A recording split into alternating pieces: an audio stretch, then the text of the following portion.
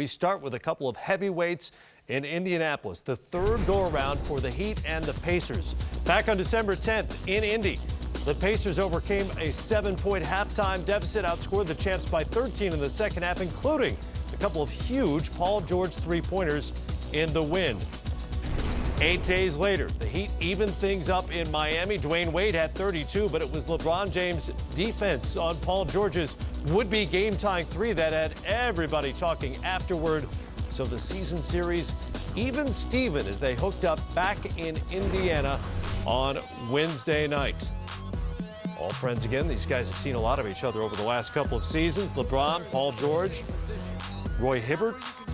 Just 7 combined points his last 2 games, but he was a focus early on for this Pacer offense. You know, beat the big man. They established him early in the post and gave him some easy touches. Let him get his rhythm because a lot of their offense can come through Roy Hibbert. Working on Chris Anderson there. He worked on Greg Oden as well. James falls down on the drive, scrambles out to Chris Bosh, knocks down the 3, and the Heat are within 1. Battle of styles. He's excited. He'd have plenty to be excited about, good and bad, in this game. Past George and the layup, 20 at the half for the King. Miami ended the half on a 15-4 run, and they were up a point. Third quarter. Hibbert, no. Wade pushes Lance Stevenson. We've got double technicals here. Turn up the heat. Oh, yeah. Playoffs a couple weeks away. The intensity is ramping up. So technical number 1 on Stevenson. Filed that away. George Hill over to George for 3, who had 23 on the night. Indy by 6. James for 3. Got it. 3-point game. Paul George, your response. Hey, hey, hey, hey, hey, hey.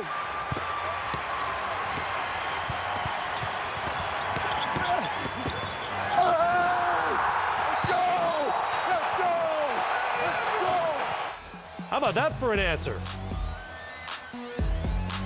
Very nice. We've seen it before. Saw it in the playoffs last year.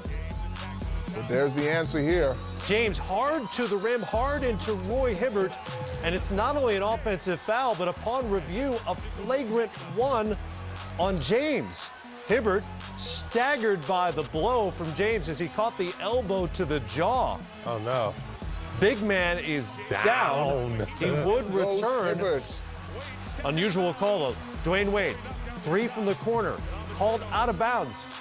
But he was never out of bounds. The heel was over the line, never on the line. That should have counted. Would have made a difference. And points were at a premium in this game. Hibbert on his way back. Stevenson driving layup. Walks past Dwayne Wade, has a little stare, maybe something to say, and you see Wade's reaction. Hey, see what happened? He did? I thought he was talking to Boomer. Great. Savvy veteran move. Great acting And job. it's technical foul number 2 for Stevenson, and bye-bye Lance. Got to stay in the game, Lance. And look at him. He's like, what did I do? What did I do? Incredulous over the call, and off to the locker room goes Lance. Wade knew exactly what had transpired. Meanwhile, James pulls up for the wing 3. Got it. 38 points and 8 boards for LeBron, and game tied at 76. James to Wade. A dunk and 1. He had 15. Miami takes a 2-point lead after the missed free throw. Late in the game, Evan Turner in the game. No Stevenson to go to. And Turner puts it on the deck, a spin, and finishes at the rim. Indy has the lead at 81-80. David West, a rare 3-pointer. He knocks it down. The 17-foot assassin goes out to 23 feet. And Indy has a 4-point lead. Chris Bosh gets 3 of those back. Just 3 of 11 from the field, but running out of time with 2.9 seconds left. George Hill fouled, goes to the line, misses the first. And Hill misses the second. Pacers hit just 1 of their final 4 free throws, so the door is ajar for the champs. 2 seconds left. Heat on the inbound. It's Bosh.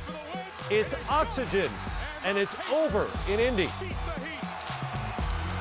84-83. The Pacers hang on to beat the champs and take a 2-1 series lead with one more meeting in Miami on April 11th. Indy clinched the Central Division title with the victory. They're now 33-4 on their home floor. Miami also clinched their division title despite the loss, but they've now lost 8 of their last 13 games. That is the worst 13-game stretch in the Big Three era. And if it felt like a playoff game for you watching it at home, LeBron James tends to agree. I see me and Blake Griffin, we take some hard hits. And, you know, they call it how they want to call it. And then, you know, it's very frustrating, though. It's very frustrating. You know, as a player, you play the game the right way. And, you know, sometimes it just don't fall your way. Was your elbow in Hibbert retaliation? No, I made a basketball jump. If I could jump in the air, elbow somebody in the face in the air and still try to finish the play, I must be a kung fu master or something. So, I mean, his face happened to hit my elbow, or my elbow happened to hit his face. I mean, it's crazy. I just wanted to be at the rim to make sure I had Paul's back. I mean, a little fuzzy right there, but you know, I'm happy we got the win, though. Roy Hibbert likes it when the guys in black and red come to town, or he visits South Beach. Going back to last year's Eastern Conference Finals, look what he's done the rest of the March versus his game against Miami. And the subtext, or the subplot, I guess, of all this is that in the offseason, Miami went out and brought in Greg Oden.